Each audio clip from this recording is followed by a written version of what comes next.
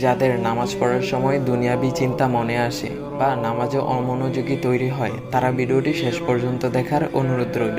হযরত আলী রাদিয়াল্লাহু তাআলা আনহুর কাছে একজন ব্যক্তি এসেছে। তখন লোকটা বলল, হুজুর, আমার নামাজে মন বসে না। নামাজে দাঁড়ালে আমার দুনিয়াবি নানা চিন্তা আসে। হুজুর, আমার এই নামাজ কি আল্লাহ তাআলা কবুল করবেন? তখন হযরত আলী রাদিয়াল্লাহু তাআলা আনহা বলেছেন, না, তোমার নামাজ কবুল হবে না।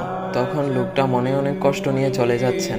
এমন সময় রাসূল সাল্লাল্লাহু আলাইহি ওয়াসাল্লাম এসে হযরত আলী রাদিয়াল্লাহু তাআলা আনহুকে জিজ্ঞাসা করলেন, ইয়া আলী, আপনার কাছে লোকটা কেন এসেছিল? এসে দেখি মন খারাপ করে চলে গেল। কেন, কি হয়েছে, আমাকে বলুন। তখন আলী রাদিয়াল্লাহু তাআলা আনহু বলেন, তিনি আমার কাছে জানতে এসেছেন যে নামাজে দুনিয়াবি চিন্তা আসলে নামাজ হবে কি না। আমি বলেছি, না, তোমার নামাজ কবুল হবে না। রাসূল সাল্লাল্লাহু আলাইহি ওয়াসাল্লাম তখন বলেন, ইয়া আলী, আপনাকে আমি একটা চাদর